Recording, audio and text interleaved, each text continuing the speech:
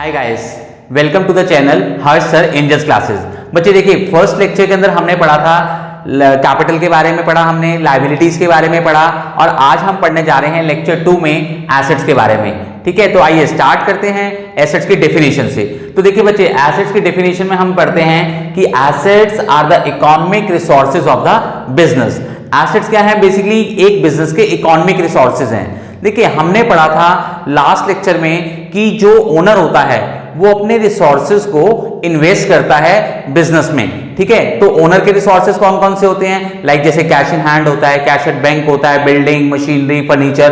तो इन सभी रिसोर्सेज को वो किसको दे देता है? बिजनेस को दे देता है, बिजनेस में इन्वेस्ट कर देता है। तो अब वो सारे रिसोर्सेज जो कि इन्वेस्ट करने से पहले उसके होते हैं, तो अब वो किसके हो जाते हैं? अब वो बिजनेस के हो जाते हैं, राइट। तो इस तरीके से वो सभी एसेट्स, वो सभी रिसोर्सेज अब वो बिजनेस के हो जाते हैं। तो क्या कहलाते हैं? Assets are the economic resources of the business. वो बिजनेस को ट्रांसफर हो जाते हैं। और अगर हम आगे पढ़े एसेट्स के बारे में और फीचर्स की बात करें, तो assets are the properties owned by the enterprise. Enterprise बोलते हैं बच्चे बिजनेस को, एंटिटी को, उसके लिए वर्ड यूज होता है एंटरप्राइज। तो जो बिजनेस की जो प्रॉपर्टीज होती हैं, प्रॉपर्टीज आप समझते ही हैं कि लाइक जैसे cash in hand, bank balance, furniture, machinery, वो जितनी भी ऐसी चीजें जो फ्यूचर बेनिफिट के लिए हैं, लाइक जो प्रॉपर्टीज वर्ड से आप अच्छे से फेमिलियर होंगे, तो वो जितनी भी प्रॉपर्टीज होती हैं किसी बिजनेस की, तो वो सभी बिजनेस के एसेट्स कहलाते हैं। और एक और फीचर जिससे आपको और ज्यादा टर्म क्लियर हो जाने वाली है, that is anything which will enable the firm to get economic benefit in future. बच्चे देखिए, यहां पे वर्ड यूज किया है इकोनॉमिक बेनिफिट। इकोनॉमिक बेनिफिट का मीनिंग क्या है? बेनिफिट का यहां पे मतलब है कि लाइक वो हमें उस चीज से, हम उस चीज को कैश में कन्वर्ट कर सकें या फिर उससे हमें फ्यूचर में सर्विस मिले। सर्विस किस फॉर्म में? लाइक जैसे मान लीजिए, अगर हमने अपने बिजनेस प्रेमिसेस बोलते हैं जगह को, अगर हमने अपने बिजनेस प्रेमिसेस को का रेंट 3 मंथ्स का या 6 मंथ्स का हमने एडवांस में पे कर दिया है, तो देखिए उस दिए हुए एडवांस में दिए हुए पैसे के बदले में हमें कैश तो मिलेगा नहीं फ्यूचर में, आने वाले 3 महीने में, 6 महीने में वो कैश में तो कन्वर्ट नहीं होने वाला है। बट अगर हमने एडवांस दिया हुआ है तो क्या होगा? हम आने वाले 3 महीने तक या 6 मंथ्स तक हम उस जगह को यूज कर सकते हैं। हम उस जगह को यूज करना मतलब उसका हम उस सर्विस का बेनिफिट उठा सकते हैं कि हम उस जगह को यूज कर रहे हैं। ठीक है, तो अगर हम एग्जांपल्स की बात करें एसेट्स की, तो आप देखेंगे like land, building, machinery, furniture, computer, patents, goodwill, trademarks and computer software. और भी बहुत सारे एग्जांपल्स हैं एसेट्स के।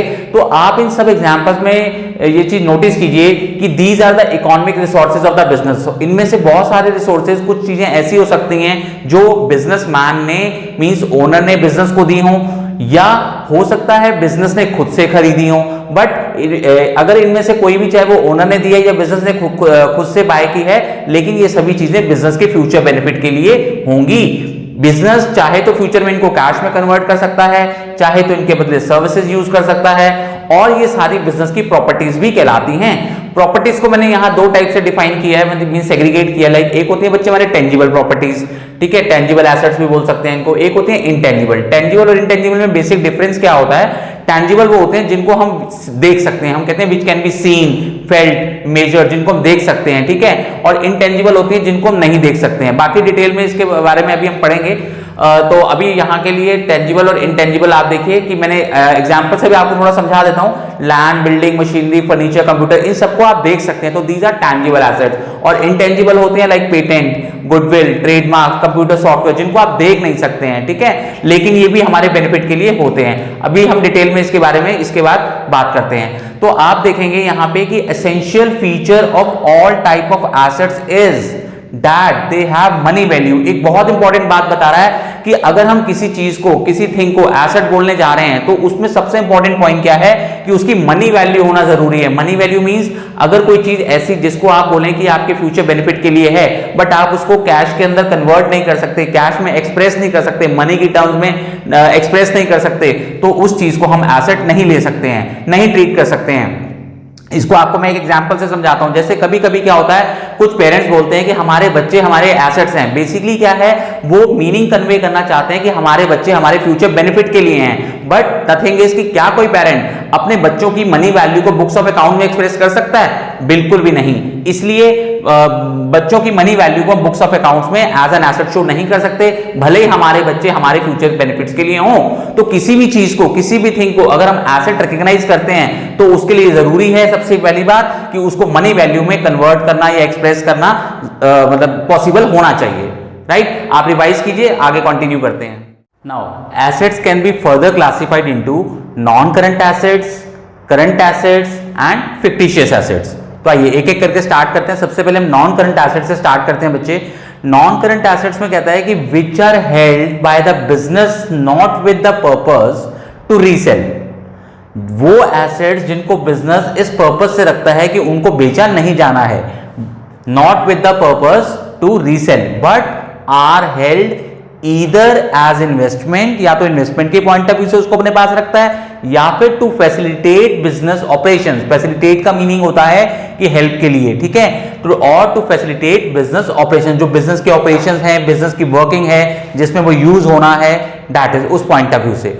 नेक्स्ट आता है, कहता है हेल्ड बाय द बिजनेस। इसको इन अदर वर्ड्स इस तरीके से कह सकते हैं कि held by the business from a long term point of view. वो सारे एसेट्स जिनको business long term point of view से लंबे समय तक अपने पास रखता है, ठीक है ना, क्योंकि लंबे समय तक किन चीजों को अपने पास रखा जाएगा, नेचुरली जिनको उसको लग रहा है कि हमें अभी फिलहाल शॉर्ट पीरियड में हमें उसको सेल नहीं करना है, ठीक है, हमने उसको इन्वेस्टमेंट के पर्पज से रखना है, ये हमारे बिजनेस में हेल्प करेंगे, तो वो long term point of view से बिजनेस के अंदर रखे जाते हैं। एग्जाम्पल्स की बात करें तो बच्चे इसमें आता है, एक तो आता है फिक्स एसेट्स, ठीक है, अभी हम फिक्स एसेट्स को लेके मैं अलग से आपको अच्छे से डिटेल में बताता हूं। देन आता है non current investments. Non current means which is not, एक होता है करंट इन्वेस्टमेंट्स, अभी हम पढ़ेंगे, एक होता है नॉन करंट मींस जो करंट नहीं है, that is called non current investment and it comes under the example of non current assets. एक आता है long term loans and advances. Long term loans and advances means वो loans, वो advances जो हमने लंबे समय के लिए दिए हुए हैं। लंबा समय, टाइम पीरियड का मतलब यहाँ पे लॉन्ग टर्म बोला जाता है 12 मंथ्स के पीरियड से ज्यादा, मतलब 1 साल से ज्यादा के पीरियड को हम अपने अकाउंटिंग में लॉन्ग टर्म ट्रीट करते हैं। तो लॉन्ग टर्म जो लोन्स हैं, एडवांसेस हैं। फिर आता है अदर नॉन करंट एसेट्स। एक तो हो गए नॉन करंट एसेट्स, ठीक है, एक अदर नॉन करंट एसेट्स हमारी एक हेडिंग है जिसके अंदर भी हमारे कुछ करंट नॉन करंट एसेट्स आते हैं। अभी हम डिटेल में इसके बारे में इन सब चीजों के लिए पढ़ेंगे। अभी फिलहाल के लिए मैं आपको फिक्स एसेट्स के बारे में बताता हूं नेक्स्ट स्लाइड के अंदर। तो आइए बच्चे, अब हम बात करते हैं फिक्स एसेट्स की। कह रहे those non current assets of the business which are held not to resale but with the purpose to increase its earning capacity. तो एक बात आप ध्यान देंगे, कह रहे दोज नॉन करंट एसेट्स, इससे ये बात तो पक्की हो गई कि जो फिक्स एसेट्स है comes under the heading of या under the category of non current assets. ये नॉन करंट एसेट्स के अंडर आता है, ठीक है, और ये वो एसेट्स होते हैं बच्चे जो कि बिजनेस रखता है, रीसेल करने के लिए नहीं रखता है, but with the purpose to increase its earning capacity, अपनी अर्निंग कैपेसिटी को इंक्रीज करने के लिए रखता है। आप समझते हैं कि एक बिजनेस के पास जितनी ज्यादा बिल्डिंग होगी, मशीनरी होगा, फर्नीचर होगा, तो उतना वो अपना बिजनेस एक्सपैंड कर पाएगा जिससे उसकी अर्निंग कैपेसिटी इंक्रीज होगी। फिक्स एसेट्स को हम फर्दर क्लासिफाई करते हैं टैंजिबल एसेट्स में और इनटैंजिबल एसेट्स में। आइए टैंजिबल एसेट से स्टार्ट करते हैं बच्चे। देखिए कह रहे हैं विच हैव फिजिकल एग्जिस्टेंस, ध्यान देंगे मैंने वर्ड अंडरलाइन कर दिया है, which have physical existence. Physical existence का मीनिंग क्या होता है, that is they can be scene and touch, जिसको हम देख सकते हैं, टच कर सकते हैं, उनकी फिजिकल एग्जिस्टेंस होती है। एग्जांपल की बात करें तो land, building, machinery, computer, furniture, ये इस तरीके के एसेट्स हैं जिनकी फिजिकल एग्जिस्टेंस है, जिनको हम देख सकते हैं, टच कर सकते हैं, और ये रीसेल के लिए हम नहीं अपने पास रखते हैं। हम किस लिए अपने पास रखते हैं इनको, to increase the earning capacity of the business, business की अर्निंग कैपेसिटी को इंक्रीज करने के लिए रखते हैं। In the same manner we have intangible assets, हमारे पास इंटेंजिबल एसेट्स भी हम बिजनेस हेल्ड करता है, और इंटेंजिबल एसेट्स उनको कहा गया है which do not have physical existence, ठीक है, लेकिन फिर भी बिजनेस अपने पास रखता है, that is they can't be seen and touch, उनको हम देख नहीं सकते हैं, टच नहीं कर सकते हैं, बट वो भी बिजनेस की अर्निंग कैपेसिटी को इंक्रीज करते हैं। For example goodwill, patents, trademarks, computer software, these are the assets जो बिजनेस की अर्निंग कैपेसिटी को इंक्रीज करते हैं लेकिन उनकी फिजिकल एग्जिस्टेंस नहीं होती है। आप नोट कीजिए। फिर हम स्टार्ट करते हैं बच्चे करंट एसेट से। तो आइए अब हम आ जाते हैं बच्चे करंट एसेट्स के ऊपर। देखते हैं those assets which are held by an entity with the purpose of converting them into cash।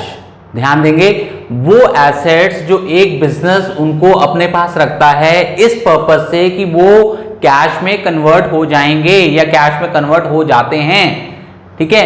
Those assets which are held by an entity with the purpose of converting them into cash with in a short period. तो इसका ध्यान रखेंगे, ये जो with in a short period है हमारी accounting में, मैंने पहले भी आपको बताया था, हम 1 ईयर के पीरियड को शॉर्ट पीरियड ट्रीट करते हैं अपनी अकाउंटिंग के अंदर। तो 1 साल के अंदर अंदर, 1 ईयर के पीरियड के अंदर अंदर जो हमारे एसेट्स कैश में कन्वर्ट होते रहते हैं, they are called current assets. ठीक है, तो जैसे for example goods, debtors, bills receivable, prepaid expenses, तो these are the example of current assets. और इन एग्जांपल्स के बारे में भी हम अभी आगे नेक्स्ट लेक्चर्स के अंदर हम पढ़ेंगे। तो आइए अब हम समझते हैं बच्चे फिक्टिशियस एसेट्स को। कह रहे those assets which are neither tangible assets nor intangible assets. ये जो एसेट्स हैं ये ना तो टेंजिबल हैं ना ही इनटेंजिबल हैं। ये क्या है? दे आर लॉसेस। बेसिकली आप ऐसे समझें कि जो फिक्टिशियस एसेट्स हैं बेसिकली दे आर लॉसेस। कैसे लॉसेस हैं? Not written off in the year in which they are incurred, but क्या है? But in more than one accounting period. आइए समझते हैं। कह रहा है कि ये वो लॉसेस हैं जिनको हम उस ईयर में नहीं राइट ऑफ करते हैं। राइट ऑफ करने का मीनिंग, अभी आप इनिशियल स्टेज पर हैं, आप ये समझें कि उनको हम नहीं दिखाते हैं। ठीक है, नहीं दिखाते हैं, नहीं शो करते हैं, ऐसा समझ लीजिए।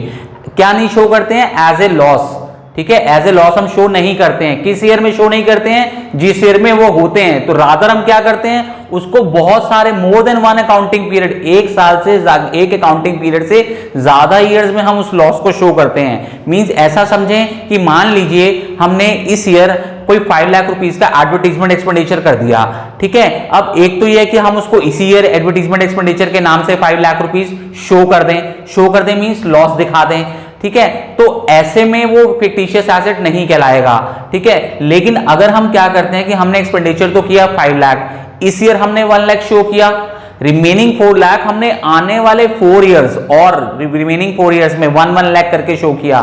मींस ऐसा कह सकते हैं कि वो जो 5 लाख टोटल एक्सपेंडिचर था उसको हमने 5 सालों में, 1 साल तो करंट ईयर वाला हो गया और उसके बाद 4 साल और हमने 1 लाख करके हम उसको लॉस शो करते रहे। तो इस तरीके के लॉसेस को हम किस कैटेगरी में लेते हैं? फिक्टिशियस एसेट्स की कैटेगरी में हम शो करते हैं या ट्रीट करते हैं। तो ऐसे एसेट्स की कोई रियलाइजेबल वैल्यू नहीं होती है, बट होता क्या है, ये जो हमारा डबल एंट्री सिस्टम होता है उसके अकॉर्डिंग हमें इनको एसेट साइड में शो करना होता है। तो इसलिए कह रहा है दे are losses not written of in the year in which they are incurred but in more than one accounting period। तो इसका मोस्ट कॉमन एग्जांपल है डेफर्ड रेवेन्यू एक्सपेंडिचर, जिसको हम एडवर्टीजमेंट एक्सपेंडिचर के नाम से भी जानते हैं। And one more example is discount और loss on issue of debentures. ये कंपनीज के केस में होता है जब कंपनी डिबेंचर्स इश्यू करती है। डिबेंचर्स बेसिकली लोन होता है, आप ऐसे समझें अभी के लिए कि कंपनी जब बोरो करती है, बोरो करते समय डिबेंचर्स एक सर्टिफिकेट की फॉर्म में होते हैं। जिन लोगों से बोरो किया जाता है उनको कंपनी सर्टिफिकेट इश्यू करती है।